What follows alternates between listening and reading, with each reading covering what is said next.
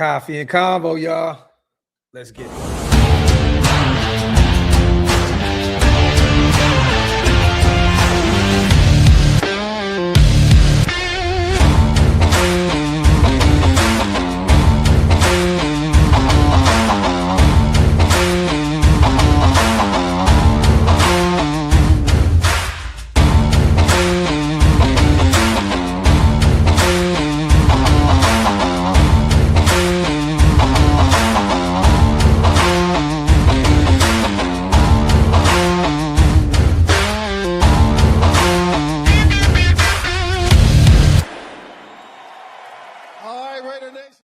Yo, salute to everybody already here in the building, man. You guys know what time it is. We are back. Welcome to the latest installment of Coffee and Convo. I am your host, Graphk Raider Man. Salute to the greatest chat in YouTube history. As always, I appreciate you guys so much for rocking with me. Make sure you guys wipe them feet. That means get those likes up, and also hit that subscribe button if you guys are not subscribed yet. I see Green Dot Gang heavy, my brother .com, Federo, Delano, Graham Cam, my brother, man, Demokes. Yeah, man, I see you guys. I already know, man, Green Dot, somehow, some way, Demokes, you're in the mix here. I see it, bro. No more Gray Dot Gang. Louis G, Loso, all my people, Ty Bones, Raiders God, Spy V, man, appreciate you guys for rocking with me on this beautiful, beautiful Monday morning. A lot to talk about today. Man, crazy. JSN, highest paid wide receiver in football, got a massive new deal with his respective ball club, the Seattle Seahawks. Crazy work. Want to talk about some of our guys. Trey Tucker, his rookie deal is up after this season. Former third-round pick out of Cincinnati. I wonder if Kubiak could work some magic for him going into his contract year. We're going to talk about Jalen Naylor as well. Some interesting things that he had to say on a show that I do not want to talk about too much, because I hate when our players go on that show, because it is just so messy. If you want to talk Raiders ball, you guys, if you want to talk just straight up ball and not get into all the, the drama and all that other stuff, pull on up to OLV Raiders Network. Pull on up to Shillmore. We don't do the messy, gossip, goofy shit. I hated seeing some of those questions that were asked to our new guy, Jalen Naylor. But we'll talk about that here in a second as well. Salute to my guy, Ty Bones. Tuck. Going to show out. We shall see. I know you're high on him, Ty. And again, I have no knock on Trey Tucker. But again, what do we really think he was going to be, coming out of Cincinnati? Former third-round pick. We just kind of thought possibly a wide receiver too. I know a lot of people in Raider Nation thought, oh, we got a speedster out. This could be our next Henry Ruggs. I think a lot of people's expectations were way too high with Tucker. Again, he's been through several regimes now. You know what I mean? It's just nasty work what he's had to endure up to this point. But we'll talk about him in a second as well. Andy, my dog, man. Zach Branch over Antonio Williams. Apparently that's a hot take. Why would that be a hot take? I don't think so at all. I know some people look at Zach, not myself, as a gadget guy, a screen merchant. I look at him as a potential all-pro or Pro Bowl type talent as a special teams, guy, a kick returner, and also, man, a guy that has home run ability, written all over him. Every time he touches the football, opposing defenses they're going to be spooked, because that guy has home run ability snap every single snap, every time he touches the rock. Again, look, you guys know how high I am on Zach Branch, and it has nothing to do with, Cliff Branch being his grandfather, him being from Las Vegas, the ties, to the Raiders organization because of the bloodline. I understand that and I respect it. But again, I watched a ton of Zach Branch's tape, and I'm a big fan of him. Antonio Williams, another guy, man, for those who are not in the know, Clemson wide receiver, a guy that was supposed to have a massive year. Like, he was looked at as a potential top 10 pick, in this upcoming draft. But then Clemson, they shit the bed out there. That team just as a whole was not a good football team. So I'm not going to blame it all on Antonio Williams, but a kid that has a ton of potential. And he's one of the sneakier wide receivers in this class, Andy. Honestly, bro, if he goes into the right situation, If he went to the Rams and McVay got his hands on him, that would be insanity. Now, again, I do believe they'll take a wide receiver there at where are they? 13, 14, somewhere in that range, right after the Cowboys. If Lemon's available, I expect them, to pull the trigger on him. But if they get him later, if he goes to the Rams, if he goes to the Niners and Shanahan gets his hands on him, if he goes to Minnesota, right, with JJ and Jordan Addison, with Kevin O'Connell calling the yo, he could be a phenomenal weapon. You know what, man? Minnesota's an intriguing spot for him there in those mid rounds if he's still available. He could be Jalen Naylor's replacement out there in Minnesota as that third option behind Addison and Justin Jefferson. But only time will tell. Not granddad. Okay, second cousin, whatever it is. I don't know what it is, but I know that they're related. I don't know the actual. You know what? I'm gonna look this up. Cliff Branch. Zach Branch related. Okay.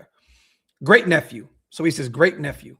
So there you have it. His great nephew, not his granddad, but his great nephew. Okay. So I've been butchering that all over the place. So thank you for letting me know what time it is.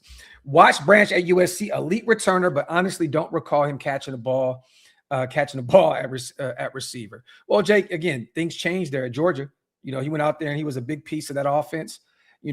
Again, if you go into the NFL and you enter the right system, I believe that you can be a baller. Again, I think Kubiak would work wonders with Zach Branch. And then again, a homecoming, him returning to Vegas where he's from. I think the storyline writes itself. I would be excited if Zach Branch was the pick. I just put up a video, you guys, about Malachi Fields as well. If you guys get a chance to check it out, I just did a 4 or 5 minute quick pre-record video. Let me know. You guys know how high I am on Malachi Fields. But again, those are the 1A, 1B, receivers for me if we do not take a receiver at 36. In the third round, if Zach Branch and Malachi Fields are both still available, I have no issue with taking either one of them. I'm high on both of those guys. I wouldn't be upset if the Raiders said, you know what, at 36, Denzel Boston fell to the first round, bring him in. Or if, Omar Cooper Jr. fell to 36, bring him in. It makes a ton of sense. But I'm still high on Malachi Fields and Zach Branch there in the third round. I'm really, really high on both those guys. Andy, my guy, man, Grayson Halton from OU would be a great 3-4 end in our base defense and will fit as a 3-tech. I love it, man. In our nickel, I would really like him in the third. And the Raiders have a virtual meeting with him, Andy. I don't know if they already did it. I think it was sometime this week. It could possibly be today. You know what? Let me look that up. But I know that we have, let me see. It might have been today or it could have been yesterday. I don't know. Oh, Raiders hold virtual pre-draft meeting with defensive tackle prospect fit. So let me see. The Raiders recently took advantage of the virtual meeting allowance to get familiar with a good defensive prospect, Oklahoma's defensive tackle, Grayson Hall. I don't know who wrote this article at Yahoo Sports. You need to be fired, bro. Grayson Halton said he met with the Raiders on Zoom during a recent interview. Halton would be an excellent fit in Rob Leonard's defense. I'm also meeting virtually with the Las Vegas Raiders and Washington Commanders. Halton told Sports Illustrated, NFL draft on Sports Illustrated. So again, another guy that went out there and just dominated Senior Bowl week. Super, productive guy, at Oklahoma. I have no issue with this. I have no issue at all. If they bring him in, I'd be hyped. We've talked about Jacoby as well. I'm a big fan of Jacoby. Look, you guys know I'm a receiver guy. I am an old school South Sacramento hood legend at the wide receiver position. So you guys know I love wide receivers, man. I'm just, Tim Brown is my favorite athlete of all time in any sport. I'm just a wide receiver guy. So I'm really high on Jacoby Lane as well. There's a few prospects in this class that I'm not really, I like Tyson. I like the kid out of Arizona State. But again, he scares the shit out of me in terms of durability and all of the injuries that he's had up to this point. I'm not as high on him as most people. Love Lemon out of USC. I think that he's going to be an absolute stud. Andy, if he wasn't coming off of such a nasty injury, we talked about this yesterday. For those who are not familiar with the kid David Bell out of Louisville, he's coming off of a nasty injury. They're saying that he should be ready to go come week one or come training camp. But when you look at him, right? Chris Bell, yes. When you look at him, we know what David Bell as well, right? But when you look at him, he's just a prototypical wide receiver, size, physicality. Like he is like that guy. If he wasn't coming off such a nasty injury, I believe he tore his ACL last season. He would be probably top 3 for me. But again, I just don't know what that's going to look like when he comes back from that injury. Again, modern science is different. He could bounce back real quick. But I would say he's in my top 5 wide receivers for sure. I like Chris Bell a ton. And if the Raiders think that, his rehabbing is going according to plan and he's available there at 36, I'm not upset if they take him because, again, he has – when you look at receivers, the grand scope, and you say, what do these guys look like? It's Chris Bell.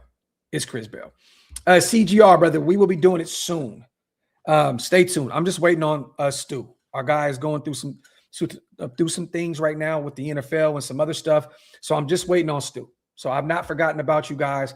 We're still going to do a 30K giveaway at some point. The Dirty 30 show will be here very soon. I just got to get Stu on the show, and then I'm waiting on a response with my guy Jalen Richard, who's also doing some things with the NFL right now as well. So once I get those two guys, my brother's on the same page, we will be doing that show. So stay tuned.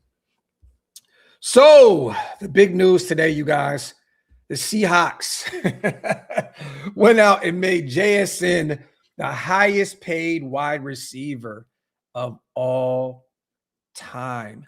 4 years, $168.6 million contract extension. Ian Rappaport put it out there today, $42.15 million per year in average in new money.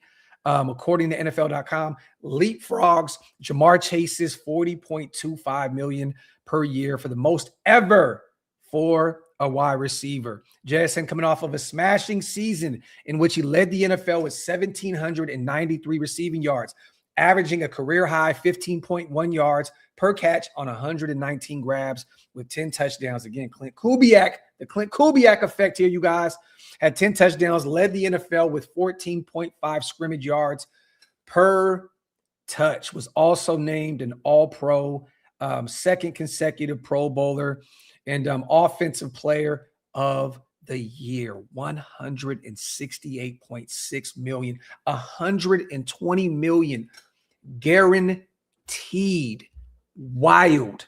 Salute to JSN. No knock to him, man. He got the bag. I love to see any athlete get the bag, but this is wild, chat. Like, this is wild. That is a ton of money. I know he's coming off of a major year, over 1,700 yards receiving. I believe his rookie season, he had somewhere along the lines of like 1,100 yards. You've seen the difference with Clint Kubiak calling the offense out there in Seattle. Clear difference. I mean, he went out there and clearly unlocked JSN. And, JSN deserves every single penny that he got. If Seattle's going to give him that kind of money, hey, man, more power to you. But it kind of got me with a few questions here, because I'm thinking, okay, well, if Clint Kubiak can do that, and again, JSN is a phenomenal wide receiver. I mean, we watched him at Ohio State. I'm gonna be real with you. I was not that high on him coming out in that class. So I was totally wrong. Now I'm still here to kind of see what JSN looks like this upcoming season without JSN or without Clint Kubiak calling the offense in Seattle.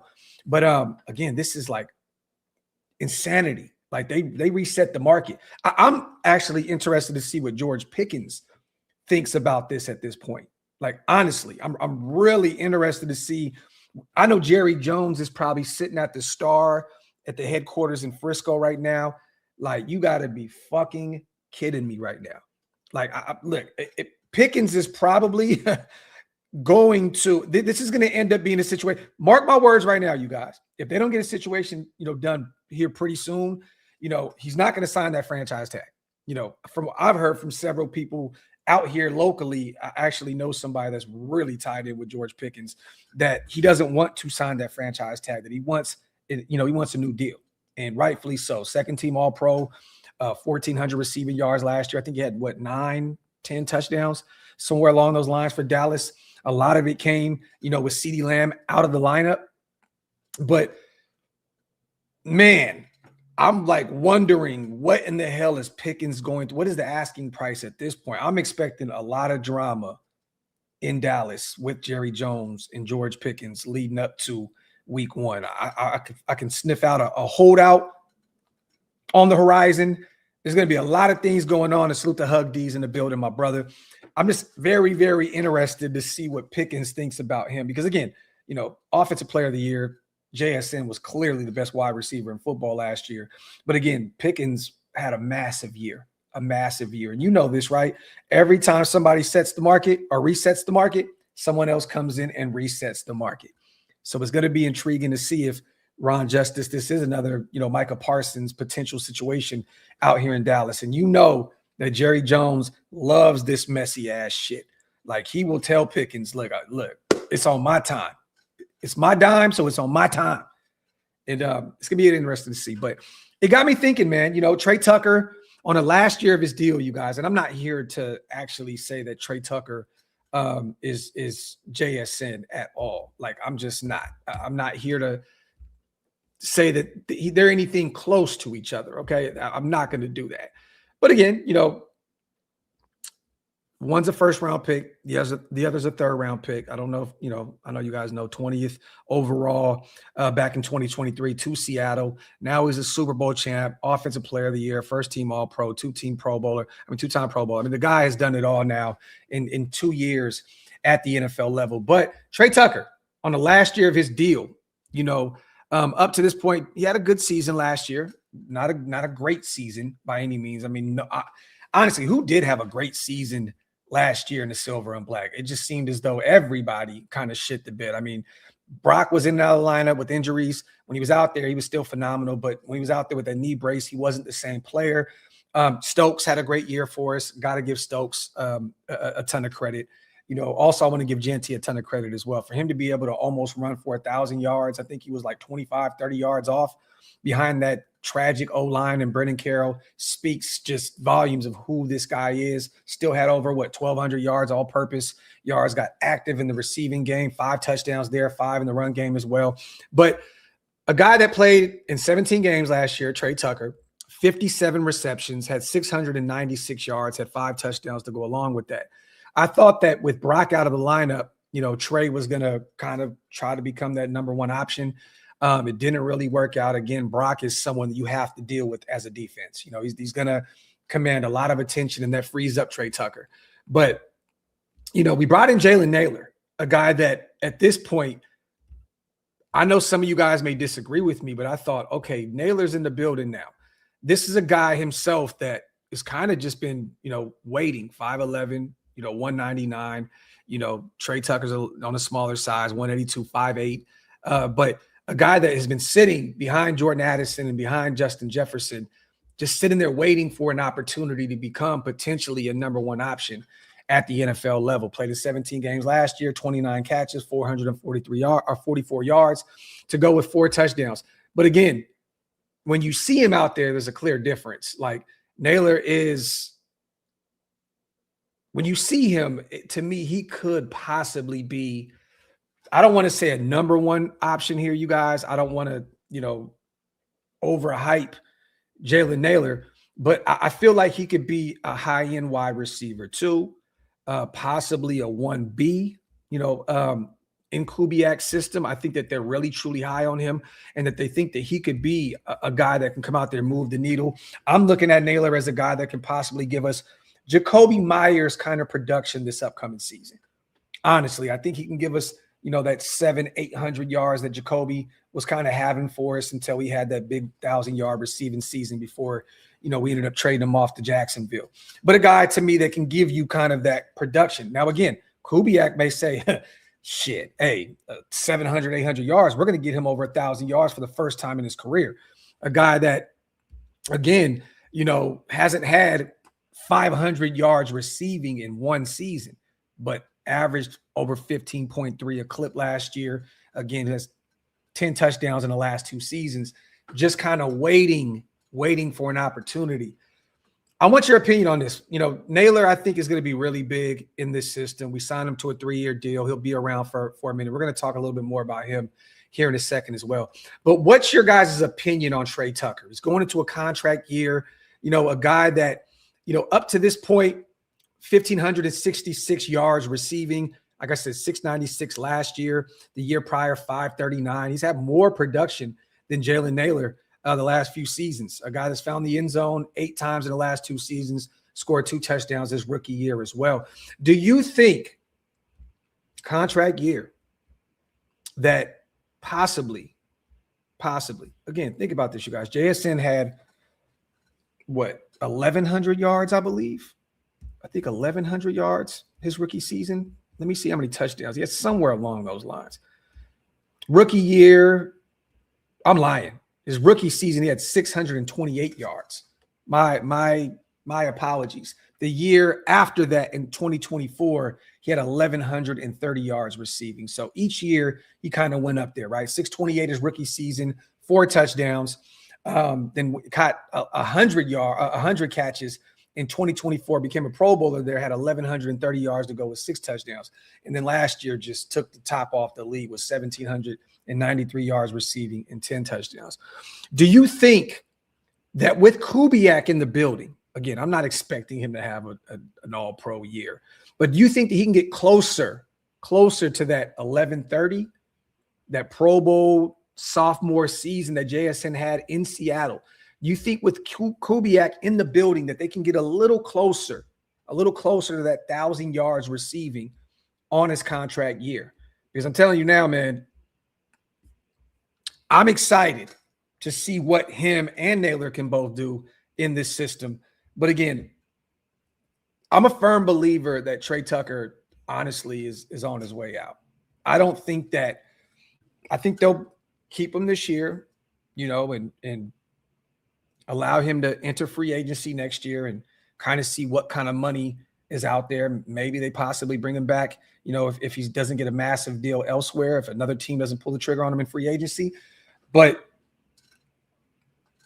do you think that he can replicate any type of production even close to JSN in his sophomore season, 1,100 yards receiving? And then again, what did he have in terms of touchdowns? He had 6 touchdowns, 6 tutties, 1,130. Do you think that he can get anywhere close to that? Or do you think this is, at this point with the existing rosters, is Jalen Naylor's season in the silver and black in Las Vegas, year 1 with Clint Kubiak? Let me know in the comment section what you guys think about this. Because again, Naylor is just waiting. He's been sitting behind. Tucker has not. Tucker sat behind Devontae Adams for us. I get that. He had Devontae in the build. He had Brock Bowers. But again, this guy has sat behind Jordan Addison and Justin Jefferson, just kind of playing the waiting game and just waiting. And when Jordan Addison was suspended, he went out there and absolutely cooked. I don't know if you guys seen that Minnesota Vikings fan base on Instagram and Twitter and social media. They were really pissed off that they lost Jalen Naylor. I think the writing was on the wall. They knew they weren't going to pay him. Jordan Addison, again, what are they going to do with him? He's had some off-field issues. JJ's one of the best wide receivers in football. But I think this is Jalen Naylor season in the silver and black, regardless if we draft a wide receiver in the 2nd or 3rd round, even if you get a Denzel Boston or a Malachi Fields or Zach Branch. I think that they went and targeted this guy pretty early in free agency. They're really, really high on Jalen Naylor. And I think that Kubiak thinks scheme-wise that he is a perfect fit with what they are trying to do. And, he could possibly be, and I know some people may think this is scary and it sounds kind of scary, and I'm not talking Brock Bowers aside. Jalen Naylor may be the number 1 option here in Vegas this upcoming season because, again, if you're drafting a rookie wide receiver, you're expecting, again, look at JSN, his rookie year. We just talked about it, 628 yards his rookie season in 17 games. He had 4 touchdowns, and that was 3 starts in 17 games, played in all 17 games. So you can't expect every single guy to come in as a rookie and just absolutely cook. Naylor may be the guy. And I don't know what they're going to do with Tucker at this point. I don't know where he fits. That's why I was thinking possibly a trade candidate. I would still like to see what he can do with Kubiak's system with a healthy Brock Bowers in the building with a Jalen Nailor. And I want to see what Mayer can do also on the offensive side of the ball, not only in the blocking game, but in the receiving game as well. Another guy that is on the last year of his deal. It's going to be interesting to see, where he fits in the grand scheme of things. Are they going to run a ton of 12 this year? Is Michael Mayer in the plans moving forward? He's had a ton of, he's missed a ton of games with some injuries, some personal stuff. So again, where does he fit? But Trey Tucker, I think, is going to be lost in the shuffle. I really, really, truly believe that he can possibly have a productive season this year. But again, I think they're going to let him walk. They invested a ton of money in Jalen Naylor. And then again, they're going to go get a receiver here in the draft, you guys, possibly two. I have the Raiders getting one early and late. I'm telling you now, I would not be surprised if they double dipped and brought in kind of a big body guy early or a speedster early and then double back later on in the draft and brought in another big body target to go out there and compete with Dante and then, whatever. But I think that they're going to go get two guys, possibly a speedster and a big body guy that they can add to this offense in this Kubiak system. But it's going to be interesting to see what Trey Tucker looks like in this system and what kind of, thought process is going to go behind his future in the silver and black. Salute to Silver and Facts. Yo, best part of my morning until now was Orlando, and we're going to talk about that as well. Getting outed by Q today. He has the same agent as Ty Simpson. Laugh out loud. No wonder he is hating on Fernando. Silver and Facts, we're going to get there shortly, my brother. I got that already put up on Twitter. We're going to definitely talk about that. Hug, love you too, brother. The hard part in replacing Jacoby is that run blocking that he gave us, but I'm interested to see Naylor. And that's another reason why I'm high, Andy, on Malachi Fields. He is great in the blocking game. Kubiak loves his blocking wide receivers. Dude's 6'4", over 220. A guy that is a very not a willing blocker. He's just a blocker. He's a dog in the blocking game. I mean, there's a reason. I mean, Jeremiah Love and Jadorian Price are phenomenal running backs. But Malachi definitely helped in the ground game as well, blocking as a receiver. That's another reason why I'm so high on Malachi Fields, a guy, once again, who didn't have a ton of production last year, but came from, two different programs where in Virginia, they didn't have a great quarterback play, and then last year, a true redshirt freshman in CJ Carr that was slowly but surely week in and week out getting better as the time, went on. But again, Notre Dame, I'm a Notre Dame guy. We were a run first team.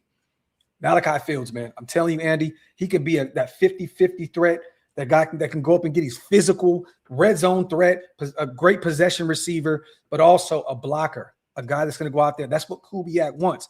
Jacoby was a great blocker, right? Juwan Jennings is still out there available, willing blocker. If you want to go out and use a third-round pick on Malachi Fields because of what he brings to the game in totality, not just as a receiver, but again, a guy that can block his ass off. Ty, my brother, man, gifting 5 OLV Raiders Network memberships. My brother, man, salute to all the new members here in the building because of my guy, Ty. If you missed out on those 5, hit the link. It's pinned up top. Ty, I love you, brother. Thank you so much. Felix, 2nd through 7th round. Who's the player we have to get? 2nd through the 7th round. Who is the player that we have to get? Felix, well, I have some of my favorites, right? I've talked about them ad nauseum here, right? Harold Perkins Jr., linebacker, LSU, is a guy that I'm very intrigued in. I would love to bring him in and add him to, Nakobe Dean and Quay Walker and those guys. I think that he would be a phenomenal asset for us at the linebacker position.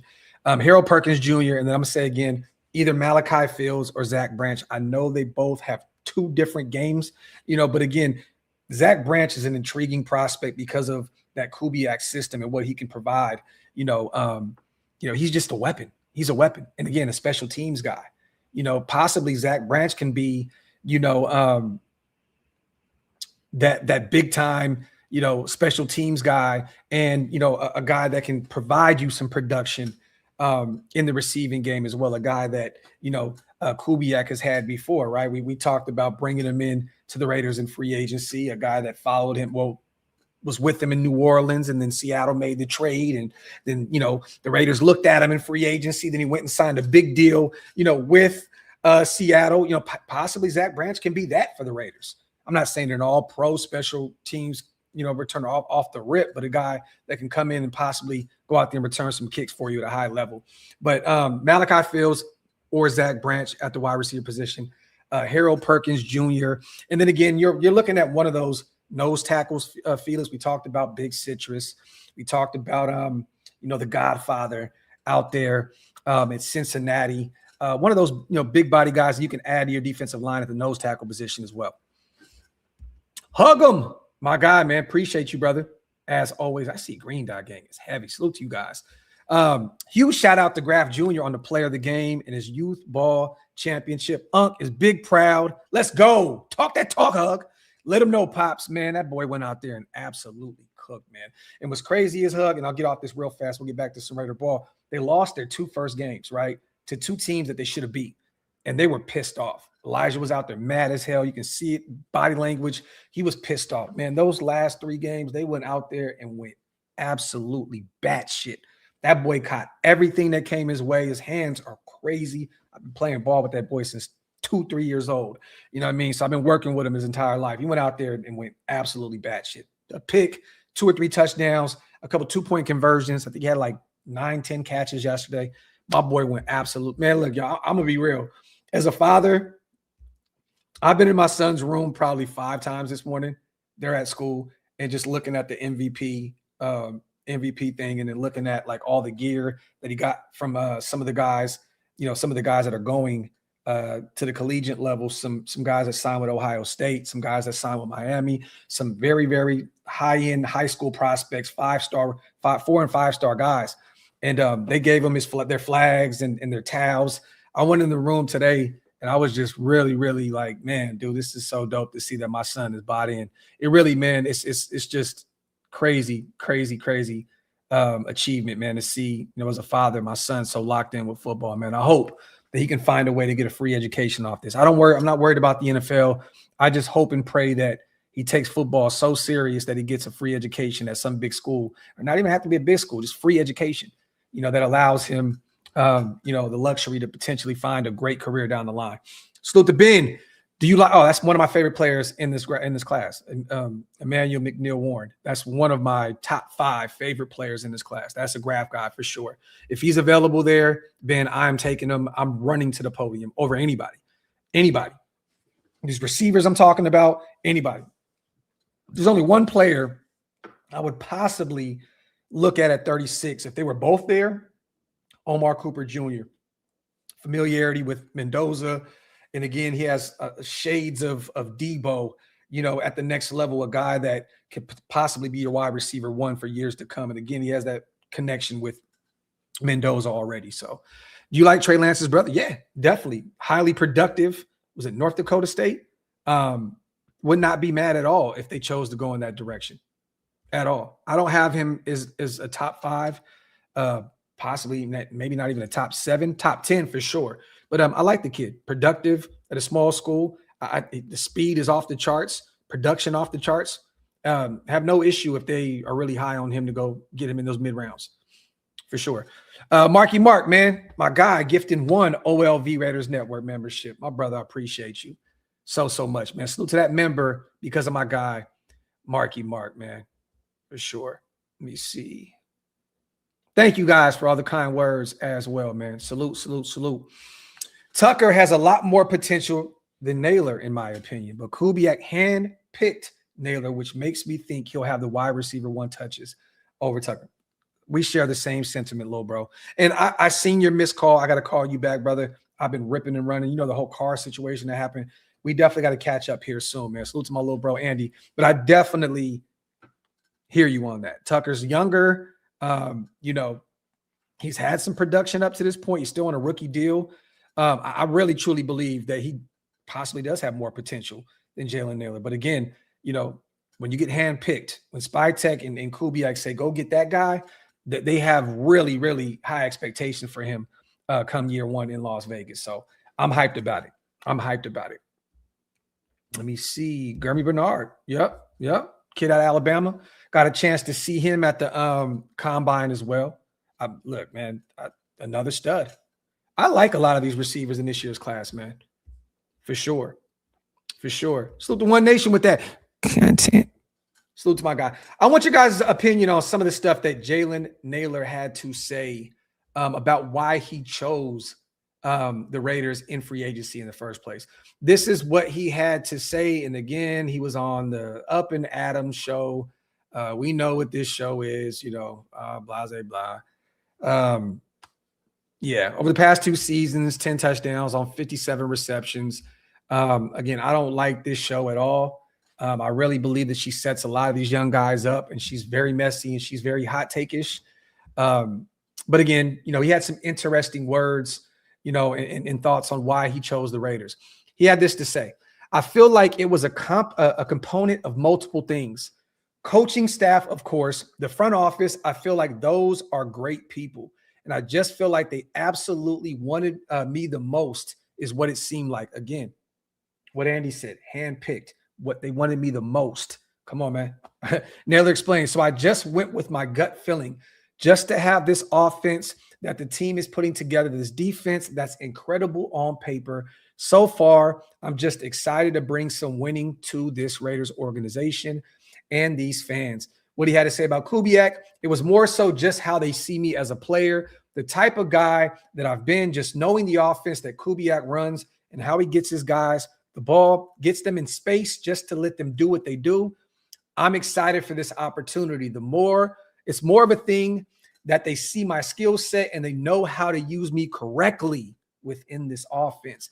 Motions, jet sweeps, things like that, taking the top off of the defense. I feel like I'm a complete receiver that can do all aspects at this receiver role. I'm just excited for this opportunity. I'm a competitor at heart, and this is just going to showcase the type of competitor that I am. And again, we just talked about kind of like the Zach Branch effect with the Rashid Shaheed comparison, right? A guy that you could potentially come in and turn into an all-pro kick returner, and a guy that can add some production as well, in the receiving game. This is what he had to say about, the connection that Kubiak and how he used Rashid Shaheed in comparison to possibly with him. Yeah, of course, it was attractive, the thought of Rashid Shaheed. Shaheed has tremendous speed. I have decent speed as well, but just to feel that I love that he said I have decent speed and didn't try to compare it to a Rashid Shaheed. I love that. Humble. I have decent speed as well, but just to fill that kind of role, the guy that can just, when a play is needed, explosive play, that I could be that guy that they can really rely on and depend to go out there and do that. So I'm hyped about this, man. Again, I really, truly like this pickup. We were live when we picked them up in free agency. I know a lot of people were kind of, like, what the hell are the Raiders doing right now? They have a plan with him, you guys. And look, if Kubiak is going out in free agency, of course, with Spy Tech in hand, right? And going out and hand picking these kind of guys, I'm excited. Because Kubiak look what he did with JSN, unlocked him, offensive player of the year, and just literally helped him become the richest wide receiver ever at the NFL level. Ever.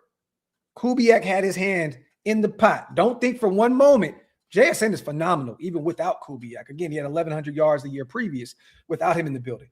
But he unlocked him last year. And I don't know if you remember that connection that they had at I think at the 50-yard line at the Super Bowl when they talked to each other. And he just was like, Kubiak, I appreciate you so much. There was so much love and so much, just admiration for Kubiak. I loved that, that connection that they had. So again, if you got a guy in Kubiak that just helped a guy like JSN unlock his full potential and become the highest paid wide receiver, an all-pro guy, an offensive player of the year, why wouldn't you think that he would be able to possibly, and I'm not saying turn Jalen Nailor into JSN, but be able to unlock him and be able to get, everything that you need out of his skill set. I believe in Kubiak. I know you guys do as well. If Naylor is a big piece to this puzzle, I'm here for it, and I'm hyped to see what Jalen Nailor can do in this system this upcoming year, man. Is there any chance we get Romello Height and Mason Thomas? Felix, we talked about that yesterday. And me and Wasted's, salute to my brother Wasted Talent, in our mock draft yesterday. It's funny, Wasted chose to go back-to-back, edge rushers. I forgot where we took them, but our Mason Thomas and Romello Height both, became Raiders. So again, remember, Malcolm Kuntz, free agent after this season. Tyree Wilson, we're not picking up that 5th-year option. free agent, the Max Crosby situation is still up in the air. A lot of us, including myself, assume that Max is going to retire a Raider now, but you never know. That deadline may come up and he may be playing lights out, and we may not be where we need to be in terms of wins, and Spytech may, spin the block again and say, give me 2 firsts again. Who's to say? I would not be mad at all if they double dipped at the edge rusher position, even with Kwity Paye in the building, Brennan Jackson in the building, all those guys that we have, Charles Snowden. We can always get better. You can never have enough pass rushers. Salute to my brother Hug, man, gifting 10 OLV Raiders Network memberships. My brother, man, salute to you. Love you, bro. Salute to all the new members here in the building because of my guy, Hug D's, the GOAT himself, the my father himself. If you missed out on those 10, hit the link. Again, it's pinned up top. It definitely helps us keep the lights on over here at OLV Raiders Network. And CGR, one of the GOAT mods himself, adding another 5-piece special to the memberships. Welcome to Green Dot Gang, you guys. Real talk, man. I am so appreciative of what my mods and what you guys bring to the table. Definitely appreciate it. Salute to all the new 5 members and 10 members from Hug and CGR. CGR, appreciate you, brother. Appreciate you so much. Dwayne says, not to get off topic, Graphk, but what do you think about Avion Terrell from Clemson corner? I think he's a stud. I don't know where he's possibly going to go in this year's class. He's not really been on my radar a ton in regards to trying to bring in the corner. I think he's going to go pretty. What do you guys think? He's going to go pretty early? Last year, 5 forced fumbles. He had 0 picks. He had 9 passes defensed. I want to see where does NFL.com have him going?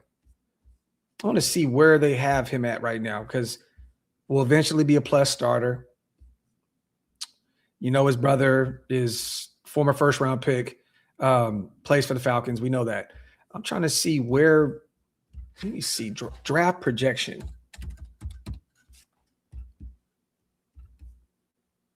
Top 20 to 25 first-round pick.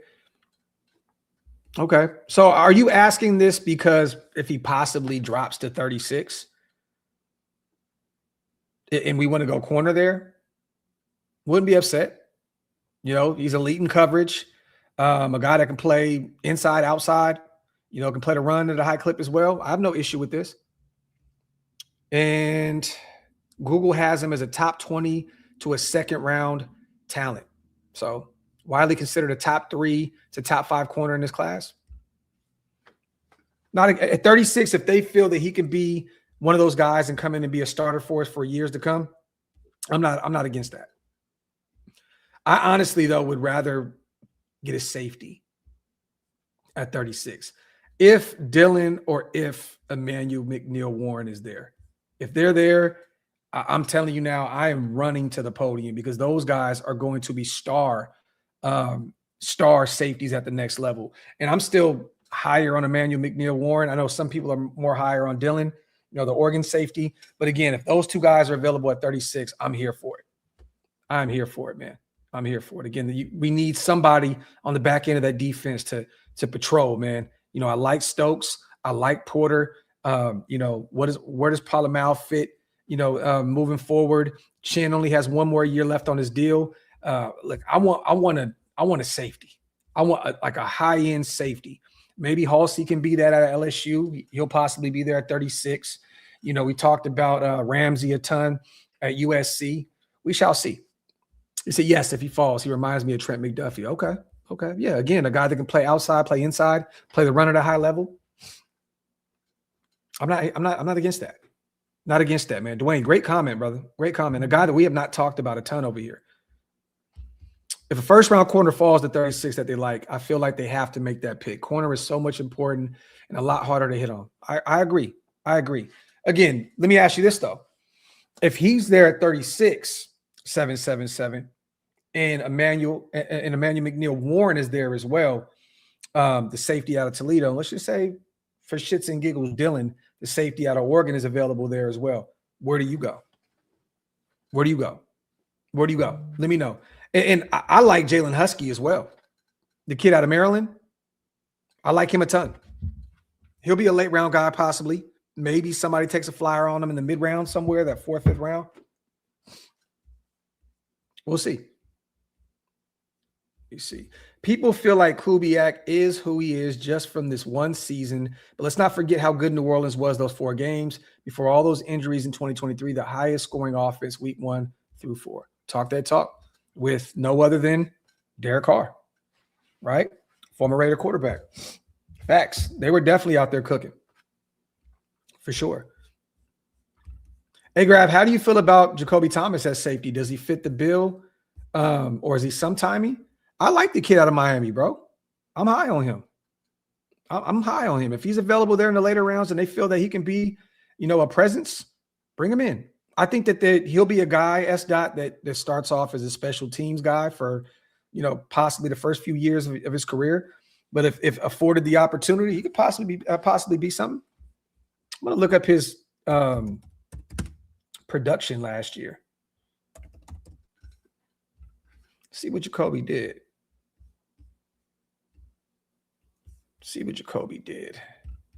Last year, 2 forced fumbles. He had 5 picks. Ball hawks, 6 passes defensed. Not mad at that at all. He was definitely out there balling on that. Let me see. Tennessee the year prior. Let me see. He had 3.5 sacks last season for Miami. The year prior, he had 1 with Tennessee. He had 2 passes defensed. Had 0 picks. He had 4 picks his freshman year at MTSU. So, he's a ball hawk. 9 picks at his collegiate career. I like Jacoby Thomas. I like him a ton. He's one of the more underrated defenders out there in the Miami defense, for sure.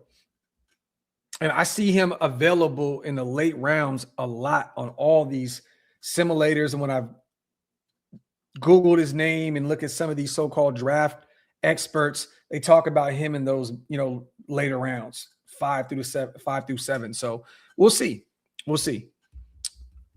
Yeah, I've started to do more homework on him, Andy. You know what's funny? I think you mentioned him a few times during the free agency show. And I started to do a little bit more homework on him, and I like AJ Halsey. Yeah, he could be a stud. He says, personally, I like AJ Halsey as a true free safety for this defense versus McNeil Warren, but I won't be mad at either one of them if we drafted them. Okay. I disagree with you, but okay. McNeil Warren and Bud Clark double dip and turn a weakness into a strength. Wouldn't that be something? Hey, wouldn't that be something if they just said, you know what? We're going to go get both. If Warren's there at 36 and they double back in the 4th, if he was still available in the 4th, double back and got you another one there at TCU in the 4th round, that'd be crazy. And Jersey, I'm not against AJ Halsey. Again, I like the kid. I think he can be a stud. So we'll see. 36 is going to be very interesting, man. There's going to be several options, you guys. We're going to be tripping out to see some of those first-round talents fall out of the first round entirely and be available there at 36. There's going to be a ton of options. I'm telling you now, man. I like Jalen Kilgore as well. Definitely one of our favorite guys. We talked about him a ton out of South Carolina. A guy that some people, he's a safety. He can play corner, play the nickel. A guy that is just what's funny, Andy? I really kind of look at him as tell me what you think about. I look at him as a Jeremy Chin kind of player, like a Jeremy Chin guy, a guy that's a versatile weapon, can play safety, play some corner for you, come down the box. To me, he has like Jeremy Chin written all over him. Possibly can be better. That would be great, right? Jeremy Chin has been a really good football player, but I have kind of like a Jeremy Chin kind of comp. I don't know if it'd be Nick Amanwari. I have more of McNeil Warren with Nick Amanwari than him. Okay, yep, there you go. I love it. That's how you say it. A way more athletic Jeremy Chin, absolutely. There we go. Love it. Get a few more questions in, you guys, before we get out of here. Today, we just started our official draft process. I just dropped my first pre-recorded video today speaking about Malachi Fields. We're going to try and do this every single day, you guys. We're going to pick a different position. Me and Waste, they're going to upload a short. And we want your guys' opinions in the comments section of how you feel about the possible fit, in Vegas with these prospects. Please let us know. A lot of pre-recorded content is going to be on the way. If you guys can run those numbers up, it is on YouTube now. We're 30 days away from the draft. It is right around the corner. I am hyped. I am pumped. Canetown, I got Nakobe Dean by a long shot, and that's no knock to Spillane. But again, Nakobe needs to stay healthy. He needs to stay healthy. That is the one knock, major knock on him, is not being able to stay healthy. So, but I got Nakobe Dean is a far better player than Robert Spillane. And y'all may think I'm tripping. I don't care. Nakobe, if he can stay healthy, that man is different. He is different. I would love that, Andy. Lorenzo Style would be one hell of a gunner in the NFL. If you can get him in the later rounds and, start him off in special teams and then potentially try to, utilize him at some point at, I don't know, linebacker or safety, man, the speed is there. The dude can definitely be one of the better gunners in football, for sure. That kid took the combine by storm, man. That was absolute insanity watching that live and living color.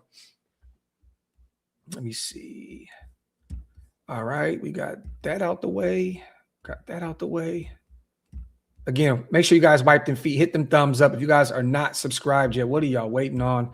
Hit that subscribe button. We talked about that. We talked about JSN. If you guys can too as well, man, do me a favor. Go over to the New York Post. Salute to Vinny B, man. He put out a great article on the New York Post.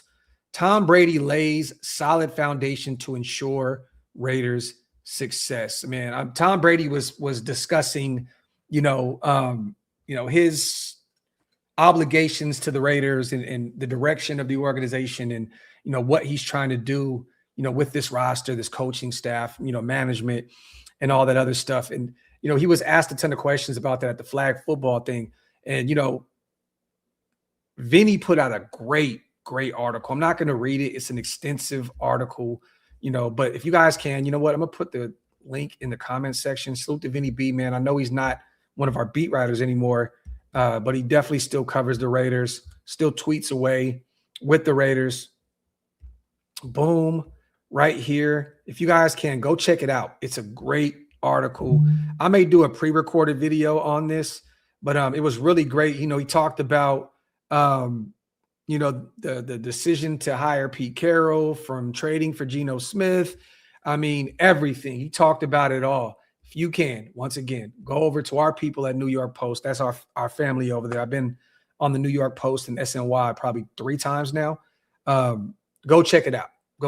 It's a really, really, really, really great read. Really great read. Yes, I did see that. I did see it. Crazy.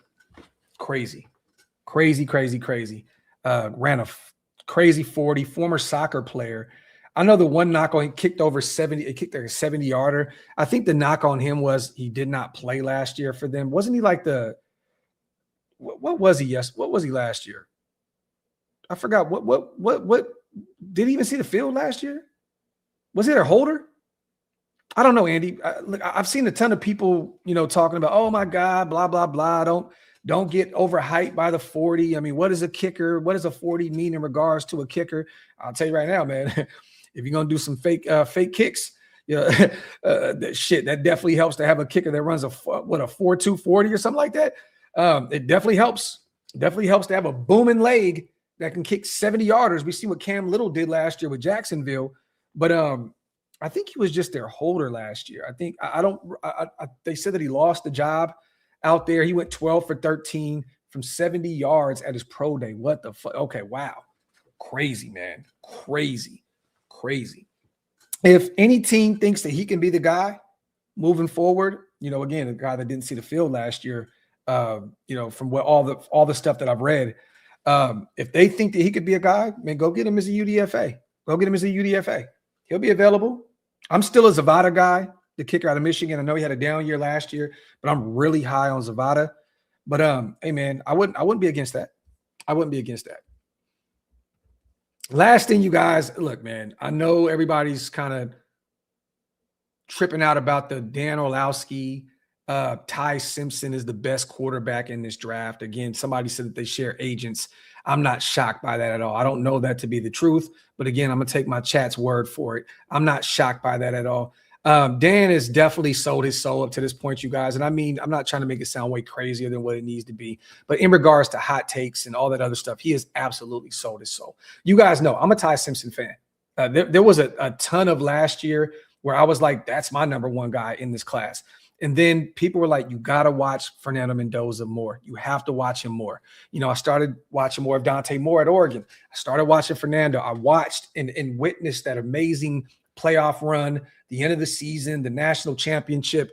If you're right now still sitting here and saying that Ty Simpson is the best quarterback in this year's class over Fernando Mendoza, a guy that from a physical standpoint, I'm live, man. Call back. From a physical standpoint, from, you know, just putting his body on the line, the dog mentality, they both had two opposite trajectories last year. Ty Simpson started off with a bang. Fernando kind of slowly, you know, came out the gate and then sped up at the end of the year as Ty Simpson, you know, came back down to reality at the end of the year, right? Then he was dealing with some injuries and stuff like that. But I'll say this, man. Dan has definitely got with ESPN and he is definitely the hot take guy. He's definitely the hot take guy. And I like Ty Simpson. I think that if he goes to the right situation, possibly like a Pittsburgh or, you know, one of those, or even goes to the Rams and they sit him behind Matthew Stafford for a season, I think that he can be an absolute stud. I believe in Ty Simpson. But to say that he is a better quarterback at this point over Fernando Mendoza, Dick and Dynamite, you guys. He is smoking D&D, a ton of Dick and Dynamite. It's nasty work. This is just another move for him. I don't know if you guys realize this, but Dan, most of the engagement that he gets on Twitter and social media and stuff like that, it's from Raider fans. It's from us sharing his stuff and you know, and screaming at him from the top of our lungs on Twitter. It's because of us that he does this stupid shit. Because again, there's no respect, there's no respectability in this business no more. There's no, you know, honesty in this business anymore. All it is just stupid ass shit that they throw into the universe because they know people are going to share it, retweet it, requote it, go after them, and it equals money at the end of the day. And Bama, yes, we just talked about that, them having the same agent. I'm not shocked by that. Again, we watch Adam Schefter go out there and still scream from the mountaintops that Christian Wilkins has 26 teams eyeing him right now. That is absolutely bonkers after the weird shit that he did behind closed doors and having a Jones fracture that he's still not healed up 2 years ago type shit. You know what I mean? Like what was it? I forgot when the hell that happened, but whatever. But, you know, I digress. You have to take a lot of this shit with a grain of salt. You have to. And when you start doing your homework, you start diving into more shit of, oh, okay, there's a connection with this agent to this guy and then this agent to this, you know, to this big establishment. And then this. It's really intriguing to see how these relationships work behind closed doors. You know, like people just throw outlandish shit out there because of relationships they have with the people, but also because it equals money, because we have a passionate fan base that is going to go out there and debate him until his life is over. But it equals clicks. It provides money. It provides income. So at some point, you know, maybe down the line, you guys, I think, you know, it's difficult because we always want to defend our football team. We always want to defend this, you know, the shield. We always want to defend this organization. At some point, I would love for all of us as a fan base, when he puts out a dumb thing like this, don't retweet it. Don't hit like, don't talk about it, and see what happens. Just like literally go on strike from Dan Orlowski and these other guys that just target the Raiders, the Mike the Florios of the world and all these weird dweebs. At some point, just say, yo, what are we doing here? Just go radio silent on them. And guess what happens? They'll eventually go run back into the cave and go try and find another narrative to push to get clicks. At the end of the day, it starts with us. If we just stay away from the goofy shit, he'll stop. Shout out to Q. Okay, so Q did it. I got to hit up my boy Q too, man. I seen him at the combine. We had a brief encounter. Salute to my guy, man, Q, man, your boy Q. Good people, good dude. We got to get him back on the show here soon, leading up to the draft. We already committed to it. I got to hit him back sometime this week and get him back on the Graphk and Waste and Graphk show and get him rolling, man. Q is a good dude, really good guy, knows his shit. and definitely deserves his flowers and more recognition for what he does for Raider Nation. So he let it be known with the agent connection. Okay, you love to hear it. You love to hear it. Salute to Q for doing his homework. Yeah. But other than that, you guys just hit that hour mark. Not too much to talk about on the Raiders front. We'll be here every step of the way. Make sure you stay tuned. We're going to have a ton of content dropping this week. A lot of pre-recorded stuff. Another Graphk and Wasted and Graphk show. We're still working on a time and date with the Sanjit show. We have some other people pulling up on the show here soon. I'm still working on getting Stu on you guys as well to bring him in and so we can do our Dirty 30 giveaway. So stay tuned for that as well. But other than that, you guys, as always, I love and appreciate every single one of you guys. Make sure you guys wipe them feet. It keeps us in the algorithm, you guys. And make sure you comment on the videos as much as you can, because again, it puts us in a whole nother stratosphere in regards to the algorithm.